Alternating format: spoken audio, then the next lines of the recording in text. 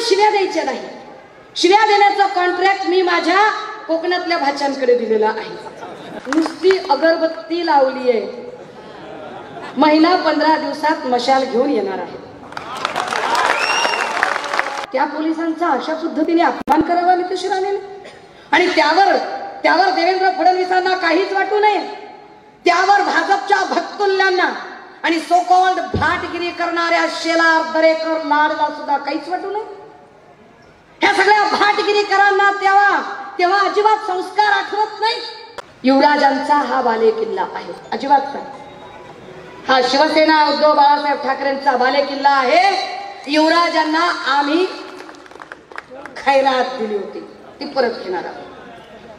मला हरदासने चितावणी दिली, सुषमा ताई सांगते परत. काही सांगता येत नाही यांचा नियम. हे नियम म्हणजे बोट लावलं तर पोट आलं म्हणायचा कार्यक्रम आहे. आता काय बोलायचं आपण. कालची SITची चौकशी म्हणजे देवेंद्रजींचा कहीं पे निगाह है और कहीं पे निशाणा है. नाव जरी ते पवार साहेबांचं वगैरे घेत असले तरी त्यांचा निशाणा एकनाथ शिंदे साहेबांवर आहे. एवढं न समजण्या इतके आम्ही काही दूधखोळे नाही. हिसाब तो देना पलिंगा म्हणणारा HD व्हिडिओ स्पेशालिस्ट सोमय्या लगेच शांत बसेल. तुम्हाला वाटतं की सोमय्या खरंच भ्रष्टाचार बाहेर काढणारा माणूस आहे? सोमय्या भ्रष्टाचार बाहेर काढणारा माणूस नाही, सोमय्या ब्लॅकमेल करणारा माणूस आहे.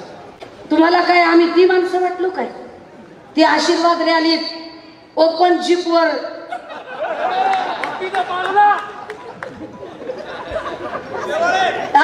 सभ्यता नीतिमत्ता कशाला म्हणतात? काय लिहितात, काय म्हणजे किती जुलूम आणि काय खोटारडेपणा आहे ते कळलं पाहिजे. घोषणा देणे, गाणी म्हणणे, वाद्य वाजवणे, घोषणा सुद्धा करायची नाही. दहशत किती आहे बघा, दहशत किती आहे. पण मोडली पाहिजे. चला घोषणा देऊया.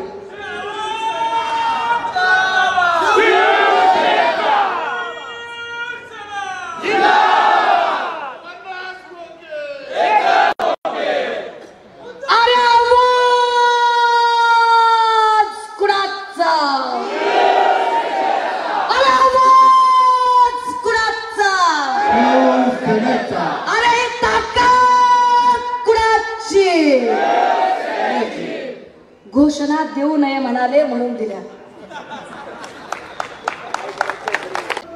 पोलिसांना राग आला म्हणजे पोलिसांना राग आला म्हणजे पोलिसांना सांगितलं कोणीतरी की आम्हाला राग आलाय बाबा. काय म्हणली ती लेकरं? अरे मलंगगडवर जत्रा होती, ते म्हणाले मा भवानी शक्ती दे, मा भवानी शक्ती दे, मलंगडाला मुक्ती दे, गद्दारांना मूठ माती दे. काय म्हणाले ते म्हणाले मा भवानी शक्ती दे, मलंगडाला मुक्ती दे, गद्दारांना मूठ माती दे. मूठ माती. राग का येतोय? कुणाला येतोय? खुद तर राग येणार नाही. लेकी बोले सुने लागे. आम्ही गद्दारांना मूठ माती म्हणल्यावर राग कुणाला येतोय? गद्दार असणाऱ्यांनाच येत असेल ना. गद्दार नसेल तर त्याला राग येणार नाही. गद्दार आहे म्हणून राग येतोय. गद्दारी केली असं मनापासून वाटतंय म्हणून राग येतोय. स्वतःचं काळीच स्वतःला सांगतोय की अरे तू गद्दार आहेस, तू गद्दार आहेस, तू गद्दार आहेस. काळीच सांगतं त्यांना. अजून एकदा म्हणू भैया, या दोघ जणवर, या दोघ जणवर केसेस दाखल करता, दहशत माजवता, भीती दाखवता, विनाकारण भीती दाखवता. सुषमा अंधारे नावाची बहीण प्रत्येक शिवसैनिकाच्या पाठीशी ठामपणे उभी आहे आणि माझ्या प्रत्येक शिवसैनिकावर होणारा प्रत्येक वार झेलायला मी समर्थ आहे ताकदीने. कारण मी लाख वेळा सांगितलंय की मागे पुढे बघायला काही नाही माझ्याकडे. एक 6 वर्षाचं लेकरू आहे, ते दान केलं शिवसेनेला. हे सगळे सैनिक मामा बघून घेतील. एकत्र म्हणूया दादा. येस. माँ भवानी शक्ति दे, माँ भवानी शक्ति दे, मलंगडाला मुक्ती दे, मलंगडाला मुक्ती दे, गद्दारांना मूठ माती दे, गद्दारांना मूठ माती दे. आता जरा ताकदीनं म्हणू. आता सगळेजण मिळून म्हणूया. चला एकदा म्हणूया ताकदीनं. मा भवानी शक्ती दे, मलंगडाला मुक्ती दे, गद्दारांना मूठ माती दे.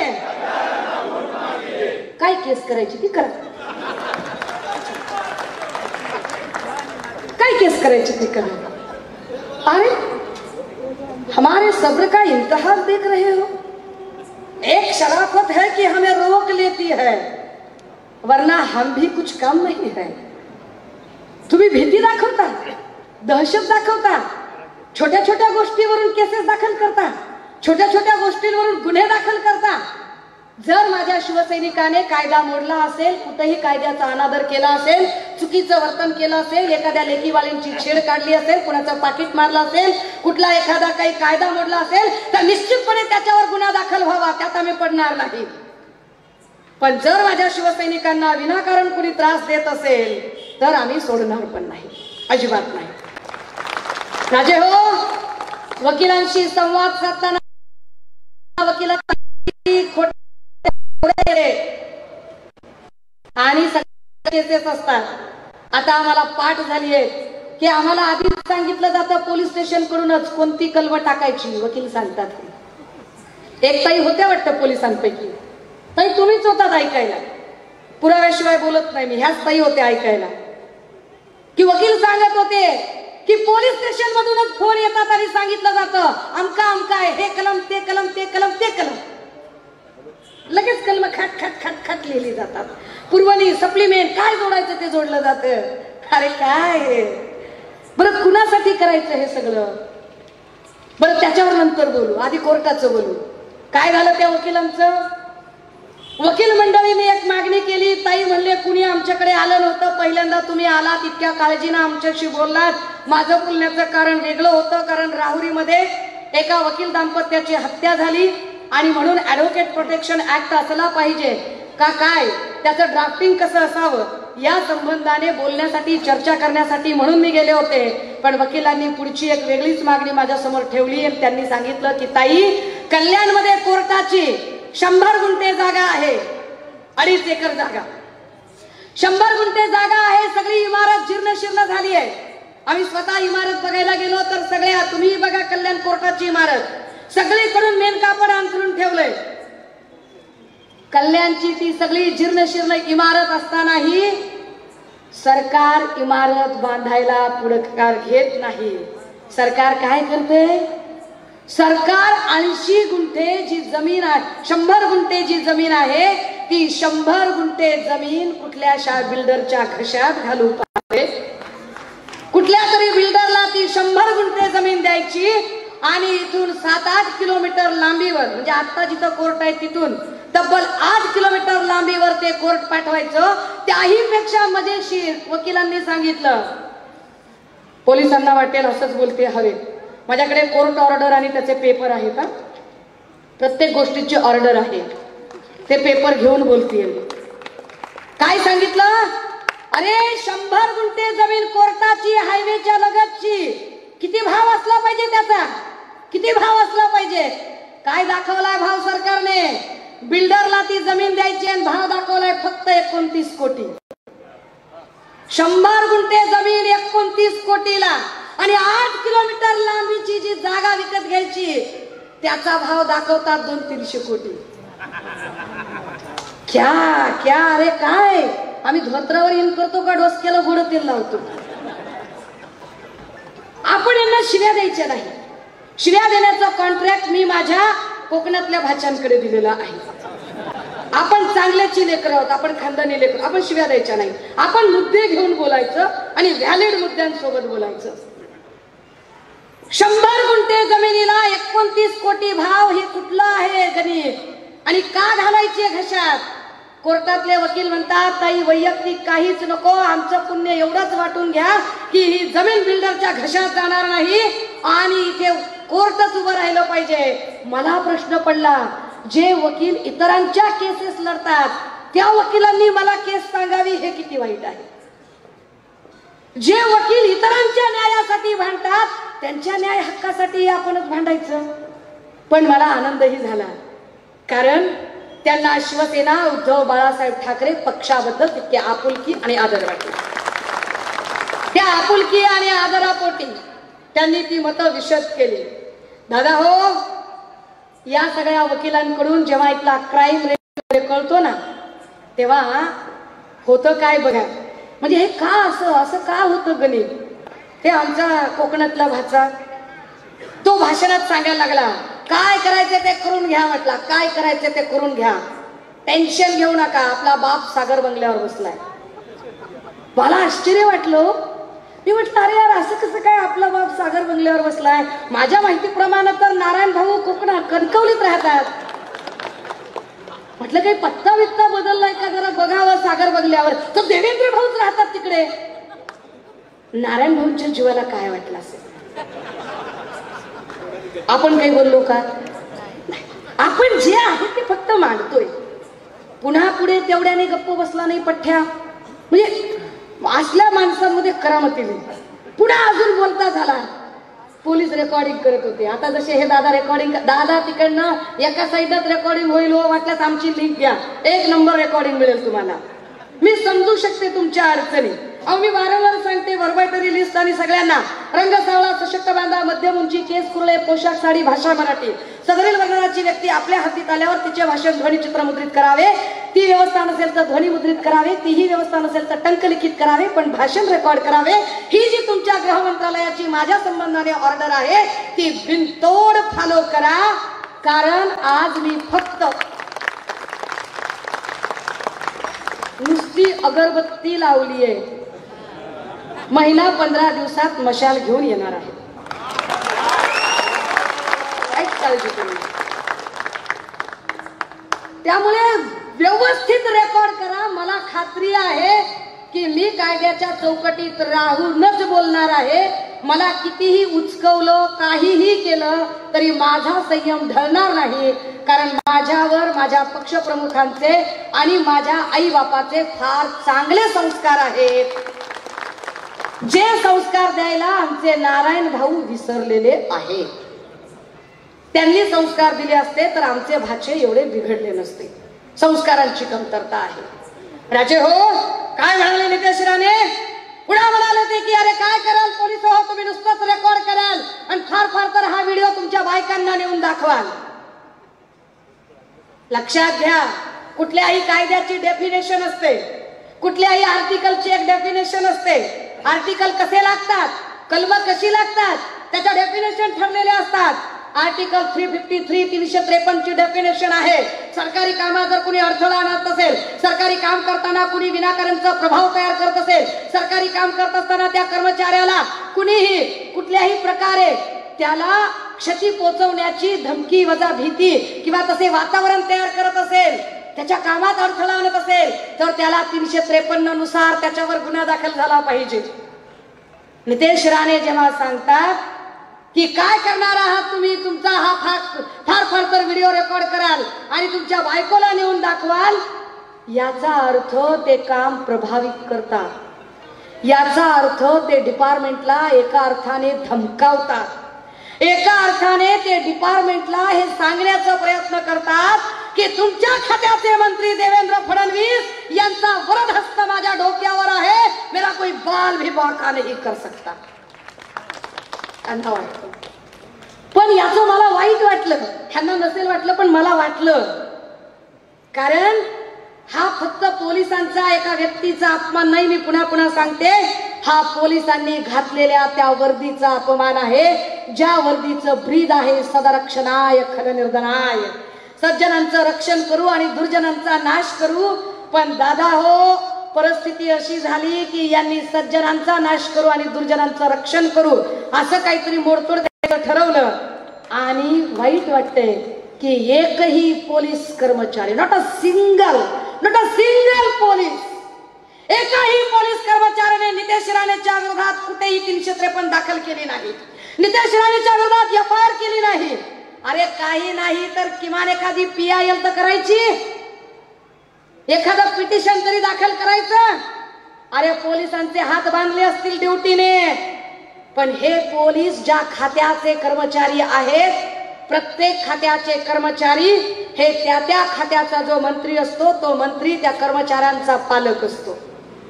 हे जे गृह मंत्रालयाचे खात्याचे कर्मचारी असणारे पोलीस आहेत, यांच्या खात्याचे मंत्री देवेंद्र फडणवीस जी यांनी पालक म्हणून तरी आणि त्या वर्दीचा सन्मान राखायचा म्हणून तरी नितेश राणेवर 353 दाखल करण्याचे आदेश द्यायला होते. तर करत नाही. मनोज जरांगेवर तुम्ही दाखल करताना गुन्हे, मनोज जरांगेने शिवीगाळ केली का? आम्ही शिवीगाळीचं समर्थन करत नाही कुणाच्याही. आम्ही वारंवार म्हणतोय की आम्ही संस्कारक्षम आहोत. आम्ही शिवीगाळीचं अजिबात कुणाचं समर्थन करत नाही. अरे पण शिवीगाळ देणे हे वाईट आहे असे जर आपल्याला तत्वज्ञान सुचत असेल तर एकदा नितेश राणे, निलेश राणे, त्या कोण त्या चित्रविचित्र बाई आहेत, या बायकांच्या, या लोकांच्या भाषा जरा तपासून बघा. बघा ही लोक काय बोलतात आणि काय नाही ती, आणि मग ठरवा की यांच्यावर किती गुन्हे दाखल करायचे ते. म्हणजे देवेंद्रजी बोलत असताना सभागृहाच्या पटलावर आपलं ठेवायचं झाकून आणि लोकांचं बघायचं वाकून, हे कशासाठी? जरा तरी विचार केला पाहिजे. नितेश राणे सारखा माणूस दिवसा ढवळ्या पोलिसांना धमकावतो, जे पोलीस आमच्या सुरक्षेसाठी, आमच्या संरक्षणासाठी आपले घर संसार सोडून इथं बंदोबस्ताला येतात. आपली लेकरं बाळं, कुणाचा वाढदिवस, कुणाचा आजारपण, कुणाचं काही, हे सगळं सोडून इथं बंदोबस्त देतात. त्या पोलिसांचा अशा पद्धतीने अपमान करावा नितेश राणेने, आणि त्यावर देवेंद्र फडणवीसांना काहीच वाटू नये. त्यावर भाजपच्या भक्तुल्यांना आणि सो कॉल्ड भाटगिरी करणाऱ्या शेलार, दरेकर, लाडला सुद्धा काहीच वाटू नये.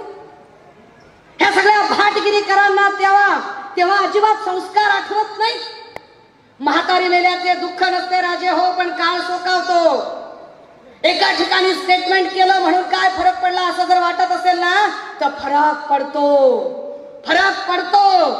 कारण पोलिसांचा वचक राहत नाही, पोलिसांचा धाक राहत नाही, आणि धाक राहत नाही म्हणून काय होतं मग? कल्याणमध्ये मी मागच्या वेळेला आले होते. 7 वर्षाच्या लेकरावर चाकूने सपासप वार झाले होते, 7 वर्षाच्या लेकरावर. आणि सोकॉल्ड महिला आयोग, सोकॉल्ड भाजपच्या आक्रस्ताळ्या बायका 7 वर्षाच्या लेकराबद्दल बोलताना जिवात झडत नाही त्यांच्या. 7 वर्षाच्या लेकराबद्दल बोलताना म्हणाल्या प्रेम प्रकरण असेल. त्या लेकराच्या आम्ही घरी गेलो होतो 3ऱ्या दिवशी. त्या लेकराला नैवेद्य म्हणून तिच्या आईने चॉकलेट्स ठेवले होते, सगळे बिस्किट ठेवले होते. काही वाटत नाही यांना, घेंड्याच्या कातडीचे झाले होते. एवढा क्राईम रेट वाढला की पोलिसांचा धाक राहिला नाही, पोलिसांचा वचक राहिला नाही. अरे कालपर्यंत लोक अंधारात गुन्हे करायचे, निर्जन ठिकाणी गुन्हे करायचे. काय पोलिसांचा धाक राहिला की कल्याणमध्ये निर्जन ठिकाण गर्दीचं सोडा, डायरेक्ट पोलीस स्टेशन मध्ये शूट करायला लागले एकमेकांना. धाक नाही राहिला पोलिसांचा. पोलीस स्टेशन मध्ये शूट. बरं कोण करतंय, कुणाला करतंय? सत्ताधाऱ्यांचेच दोघांचे जे काही अट्टेपिट्टे लोक आहेत तेच एकमेकांना भिडतात. म्हणजे कालपर्यंत मुख्यमंत्री, उपमुख्यमंत्री यांच्यामध्ये फक्त धुसफूस होती, आता तो जणू काही गँगवॉर झाल्यासारखं वातावरण दिसतं. कशामुळे? का भीती वाटत नाही लोकांना? का इतका क्राईम रेट वाढलाय कल्याणमध्ये? आणि अशा क्राईम रेट आणि अशा दहशतीखाली जर कल्याणकर जगत असतील तर कल्याणकरांना त्या दहशतीतून बाहेर काढणं ही शिवसेना, उद्धव बाळासाहेब ठाकरे पक्षाची जबाबदारी आहे. कारण श्रीकांत शिंदे इथून खासदार झाले, ते श्रीकांत शिंदे ज्यांनी मतं घेतली इथली कल्याणकरांची, ती मतं उद्धव बाळासाहेब ठाकरे, मातोश्री आणि शिवसेना या नावावर मतं घेतली होती. जर आम्ही तुम्हाला खासदार करू शकतो, अगर हम आपको बना सकते हैं तो हम आपको बिगाड़ भी सकते हैं, याद रखना. आम्हाला तुम्ही सांगताय ताकदीने? अरे न्यायालयाचे प्रश्न अनुत्तरित. माथाडी कामगारांकडे आम्ही गेलो भेटायला. माथाडी कामगार सांगतात, ताई आम्हाला वॅगन मध्ये काम करायला सांगतात रात्रीचं, पण वॅगन मध्ये लाईटच नाहीये ताई, अंधारात काम कसं करायचं? मला भाषण करताना अडचण होत होती की त्या लोकांचे चेहरे दिसत नव्हते. ते म्हणतात ताई लाईट नाहीये इथं कामगारांच्यासाठी. काय म्हणालात तुम्ही महेश दादा? युवराजांचा हा बालेकिल्ला आहे, अजिबात नाही. हा शिवसेना, उद्धव बाळासाहेब ठाकरेंचा बालेकिल्ला आहे. युवराजांना आम्ही खैरात दिली होती ती परत घेणार आहोत. खैरात होती. काय पद्धतीने सांगितलं गेलं? मुख्यमंत्री एकनाथ शिंदे साहेब सांगतात मी शेतकऱ्याचा पोरगा आहे. काय शेतकऱ्याच्या पोराने मुख्यमंत्री होऊ नये का? तर मग शेतकऱ्याच्या पोराला आमचा प्रश्न, काय माथाडी कामगाराच्या त्या लोकांनी उजेडात काम करू नये का? त्यांना किमान सुविधा मिळू नयेत का? किमान की ते काय मागताय की ताई इथे आम्हाला उजेड असावा आणि आम्हाला शौचालय असावं. आम्हाला शौचालय नाही ताई. इतक्या बेसिक सुविधा जर इथल्या खासदाराला देता येत नसतील तर काय उपयोग आहे? खासदाराचं नाव म्हटलं की काय आठवतं लोकांना?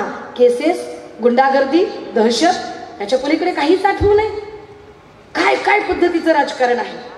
बरं, त्याच्याही पलीकडे जाऊन जेव्हा आम्ही विचार करतो की एकूण ज्या पद्धतीचं गलिच्छ राजकारण चालू आहे, म्हणजे कल्याण मधले तर अनेक प्रश्न आहेतच आहेत.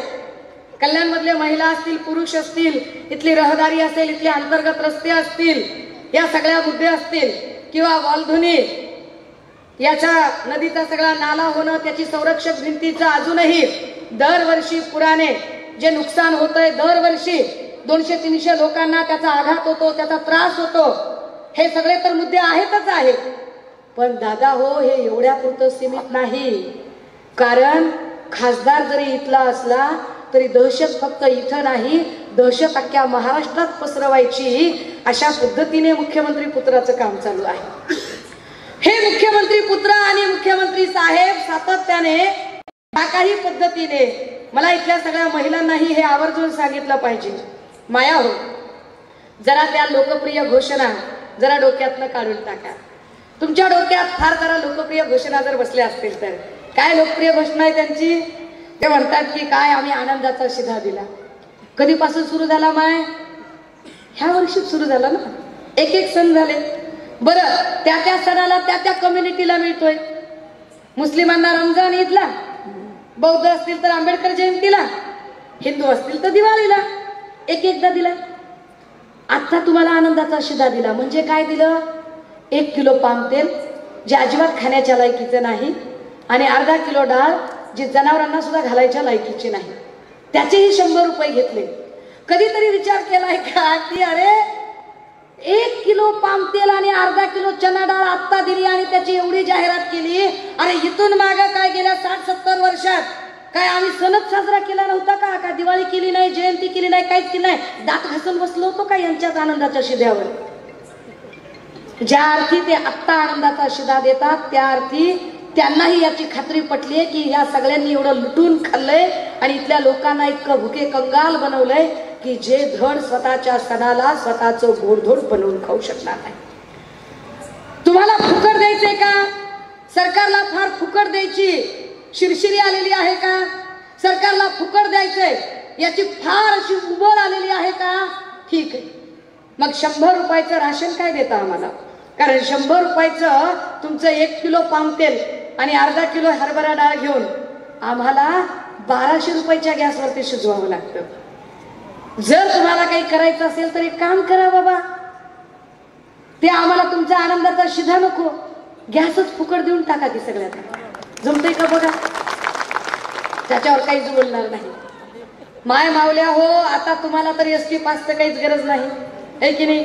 लोकप्रिय घोषणा जी तुमच्या काहीच कामाची नाही. हल्ली आता काय त्याचा काही विषय पण नाही राहिला.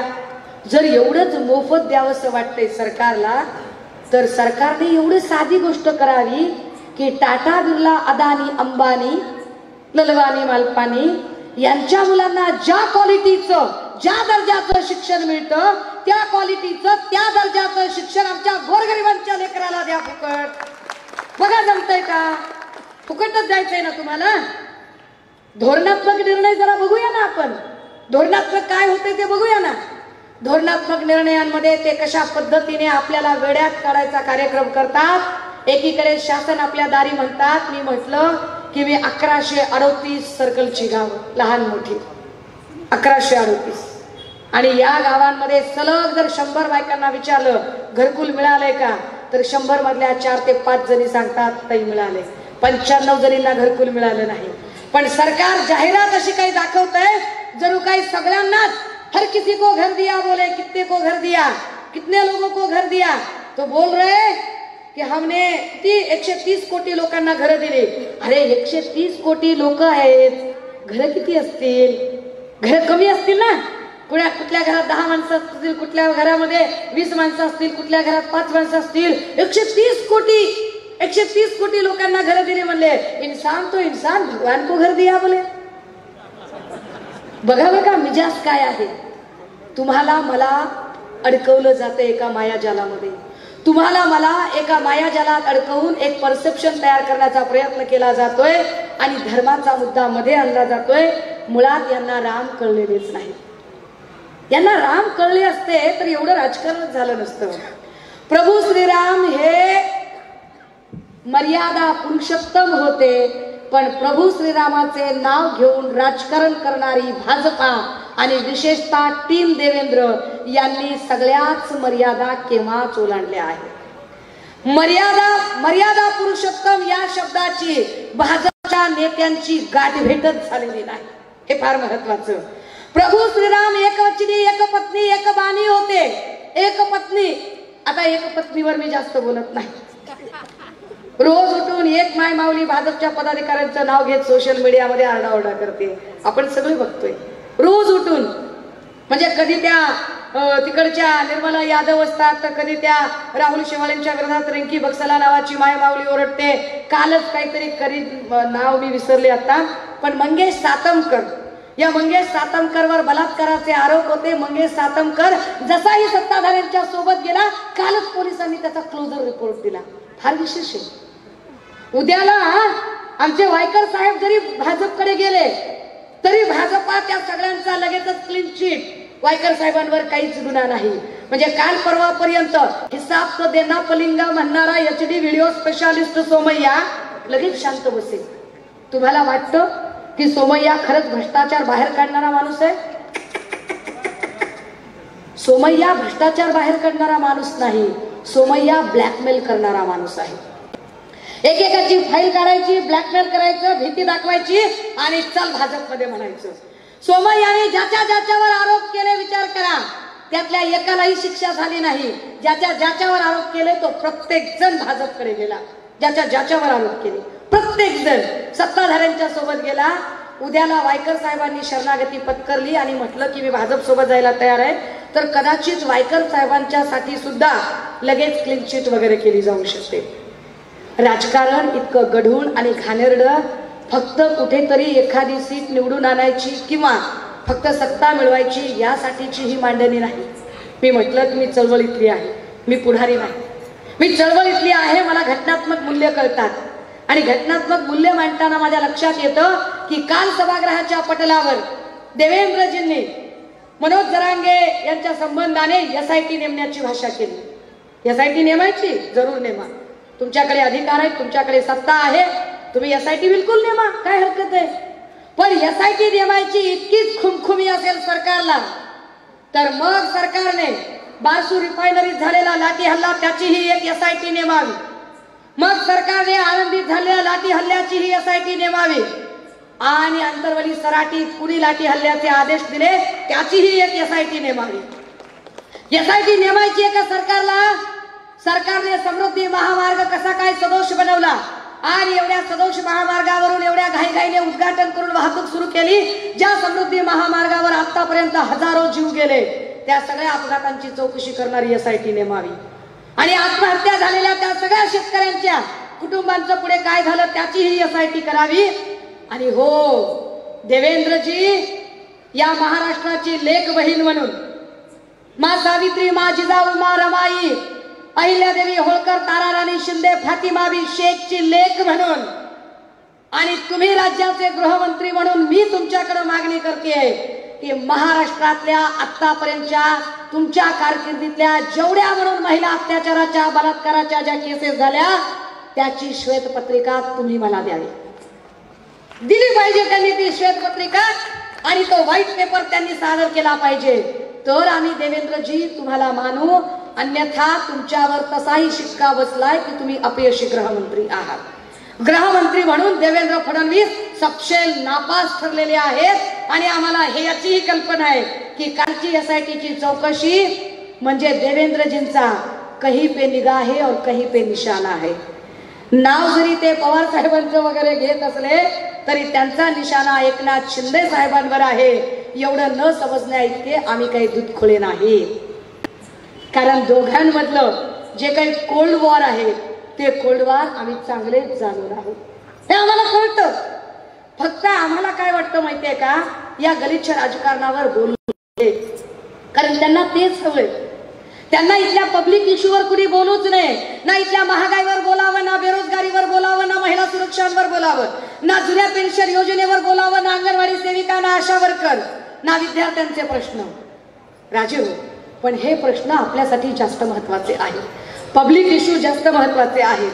एका पोलीस कर्मचाऱ्याला आम्ही विचारत होतो की जरा ते तुमचे ज्या काही राखीव रजा होत्या, रिझर्व्ह लीव, त्या राखीव रजांचं तुम्हाला 45 दिवसांचं पेमेंट द्यायला हवं असं RR आबांनी त्यावेळेला ते गृहमंत्री असताना सांगितलेलं होतं. अचानक आता देवेंद्रजींच्या काळात एक GR निघाला आणि त्यातल्या 15 राखीव रजा कमी करून टाकल्या. त्यावर ते बिचारे काहीच बोलत नाही. अडचणी आहेत त्यांच्या, बांधलेली आहेत तोंड, काय बोलतील ते चकार शब्दाने बोलत नाहीत. ते सांगतात ताई कळतंय पण वळत नाही, आम्ही बोलणार नाही. खोटी खोटी माहिती तेही बिचारे देत राहतात. पोलिसांच्या इमारतींचं काय झालं बोलत नाही कोणी, काही त्याच्यावर काही शब्द काढत नाही. राजे हो, ही सगळी व्यवस्था बदलायची असेल तर, ही सगळी हुकुमशाहीची दमन यंत्रणा जर बदलायची असेल तर आपल्याला नव्याने काही गोष्टी ठरवाव्या लागतील. मी हे आवर्जून सांगितलं पाहिजे की 2024चं जर इलेक्शन झालं नाही, ओलांडून त्यांना प्रेसिडेन्शियल डेमोक्रेसीकडे जायचे. ज्यांना इथल्या संसदीय लोकशाहीचा त्रास होतोय आणि अध्यक्षीय लोकशाही आणून एकाच माणसाची हुकुमशाही आणायची, म्हणून ते जाणीवपूर्वक वन नेशन वन इलेक्शन म्हणतात. पण घराणेशाहीवर बोलणारी माणसं हे सांगत नाहीत की त्यांनी आता किती घराणी सोबत घेतलेली आहे.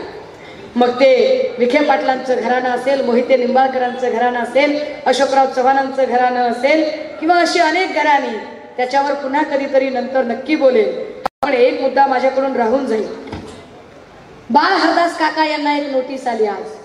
मी येणार म्हटलं, बाळ हरदास काकांनी फक्त काहीच नाही, त्यांच्या बाजूला त्यांनी एक चहा पान ठेवलं, नुसतं चहा प्यायला मला बोलावलं, नुसतं चहा प्यायला. आणि त्यांना पोलिसांनी नोटीस दिली. नोटीस मी वाचलीच पाहिजे. काय लिहिलंय? ज्या अर्थी दिनांक 28 फेब्रुवारी रोजी दुपारी 3 ते 5च्या दरम्यान सौ सुषमाताई अंधारे उपनेत्या शिवसेना उद्धव बाळासाहेब ठाकरे यांचा कल्याण दौरा निमित्त हस्ते बाजारपेठ पोलीस ठाणे हद्दीतील दूधनाका येथे जनसंपर्क कार्यालय आणि YouTube न्यूज चॅनल कार्यालयाचे उद्घाटन सोहळा संपन्न होणार आहे. रोजीचे लेखी पत्र कार्यालयाकडे सादर करून कळवित आहात. ज्या अर्थी पोलीस आयुक्तालय परिसरामध्ये शांतता अबाधित राहावी या दृष्टीने पोलीस आयुक्त ठाणे शहर यांनी महाराष्ट्र पोलीस अधिनियम अन्वये अधिसूचनेप्रमाणे आपल्याला दिनांक 14/2/2024 रोजी 1 वाजेपासून 28/2/2024 रोजी 24 वाजेपर्यंत मनाई हुकूम जारी केला आहे. त्यामध्ये खालील कृत्यांना मनाई आहे. किती हास्यास्पद लिहिले बघा खाली. काय पोलीस आहेत कल्याणचे. एवढी ताकद जर श्रीकांत शिंदेची मुजोरी मोडून काढण्यासाठी दाखवली, एवढी ताकद जर इथे गोळीबार करणाऱ्या गुंड शक्तीच्या विरोधात दाखवली तर दादा हो, आम्ही तुम्हाला सॅल्यूट करू. पण तुम्ही ते दाखवत नाही. काय म्हणताय ते? वर लिहिलंय, शस्त्रे, सोटे, तलवारी, भाले, दंड, बंदुका, दगड, लाठ्या किंवा शरीरात इजा करण्यासाठी वापरण्यात येणारी कोणती वस्तू बरोबर नेणे, बाळगणे, जमा करणे. दगड, क्षेपणास्त्रे, मिसाईल. अरे कॉप्या करून पास झालेत का काय? मिसाईल भाषा बघा काय आहे ती. कळलं पाहिजे ना काय करताय सरकार, ते कळलं पाहिजे. कळलं पाहिजे. मिसाईल काय लिहिलंय? दगड, क्षेपणास्त्रे किंवा फेकायची उपकरणे, हातबॉम्ब, हातगोळे. काय लिहिलंय? साधने बरोबर नेणे, जमा करणे, तयार करणे. कोणतेही दाहक पदार्थ, स्फोटक पदार्थ, द्रव्य जवळ बाळगणे. सार्वजनिक रीतीने घोषणा देणे, गाणी म्हणणे, वाद्य वाजवणे. घोषणा सुद्धा करायची नाही.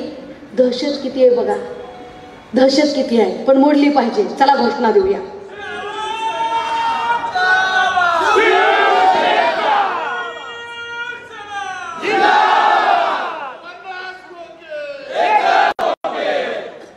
अरे आवाज कुणाचा,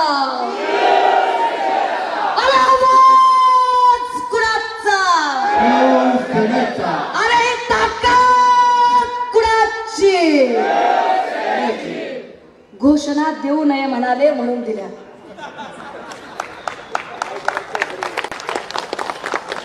उत्तर द्यावं लागेल. घोषणा देऊ नये म्हणाले म्हणून दिल्या. चला पुढे काय म्हटलंय त्यांनी. सार्वजनिक रीतीने घोषणा देणे, गाणी म्हणणे, वाद्य वाजवणे इत्यादी सभ्यता अगर नीतिमत्ता. अबा बापरे बापरे बापरे. शांतम पापम शांतम पापम, अहो अहो शांतम पापम. बापरे काही शब्द आहेत. सभ्यता अगर नीतिमत्ता यास धोका पोचेल. कोण धोका पोचवते सभ्यतेला? तुम्हाला काय आम्ही ती माणसं वाटलो काय? ती आशीर्वाद रॅलीत ओपन जीप वर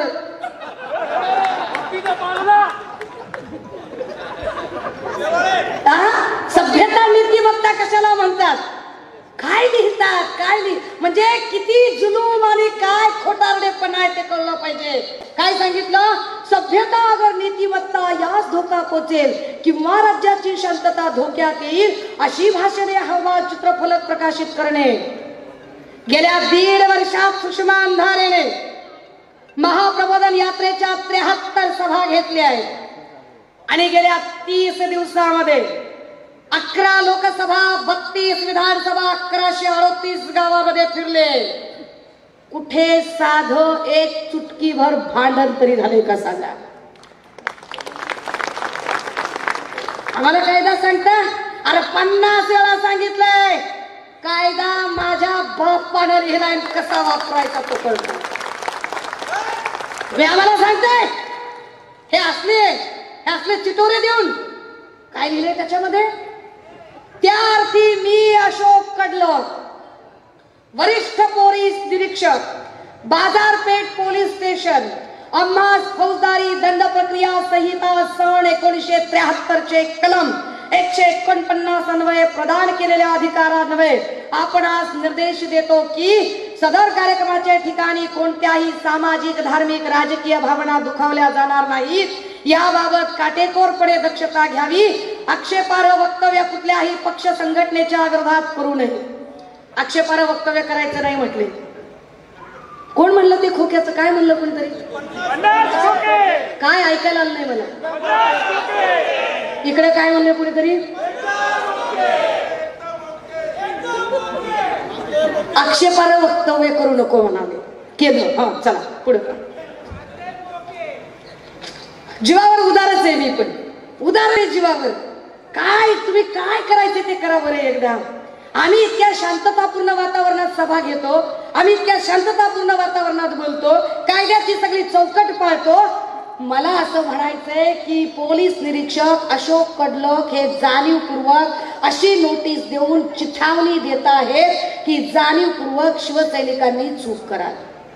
उलट माझं असं म्हणणं आहे की पोलीस निरीक्षक साहेब आम्हाला उचकवायचं काम करत आहेत आणि आमची विनंती आहे आदरणीय गृहमंत्र्यांना की देवेंद्र भाऊ अशी चिथावणीखोर नोटिसा बंद करा. कारण याच्यातली जी भाषा आहे, याच्यातले जे शब्द आहेत, त्या शब्दांचा जर अभ्यास केला तर 149 अंतर्गत अशी नोटीस देता येते का? असे क्षेपणास्त्र वगैरे शब्द वापरता येतात का? हे क्षेपणास्त्र इथं कुणी बाळगू शकते का? आणि महत्वाचं जर अशा नोटिसा द्यायच्याच आहेत तर देवेंद्र भाऊ दोन्ही हात तिसरं मस्तक जोडून नम्रतेने सांगितलं पाहिजे की अशा नोटिसा नितेश राणे किंवा नवनीत राणा यांना का दिल्या गेल्या नाहीत?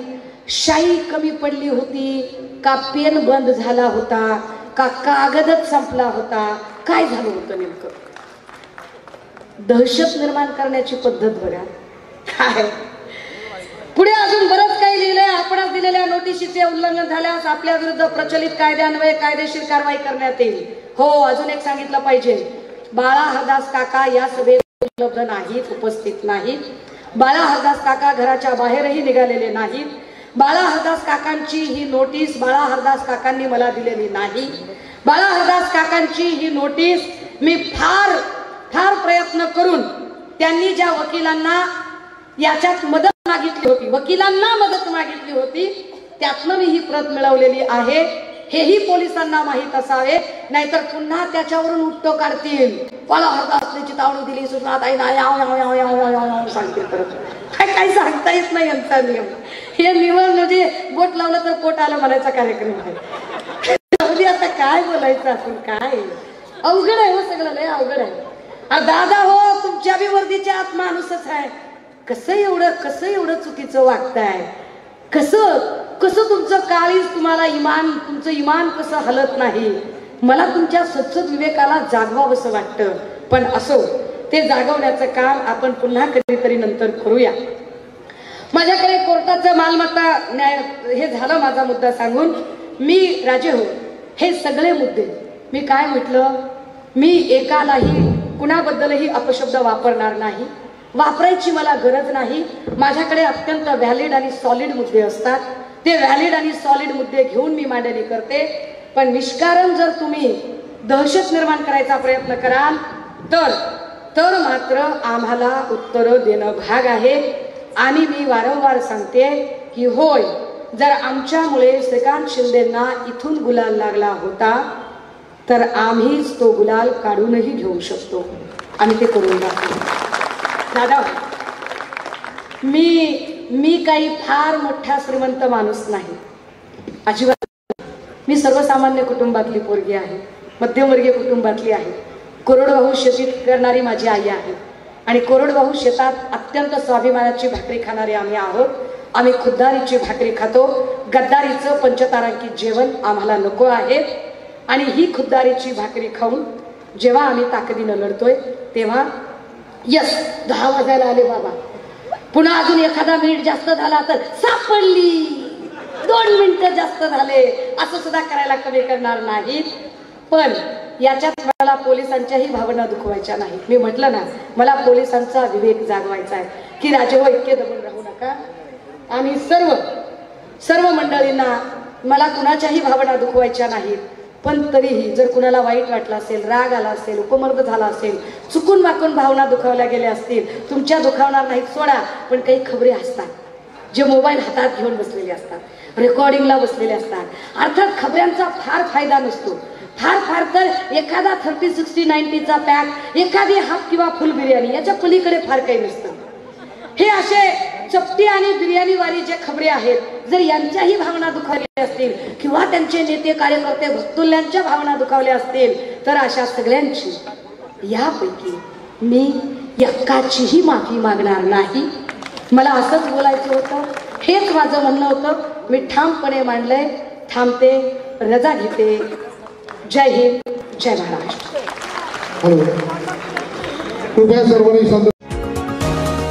तुम्ही पाहत आहात विस्टा न्यूज मराठी.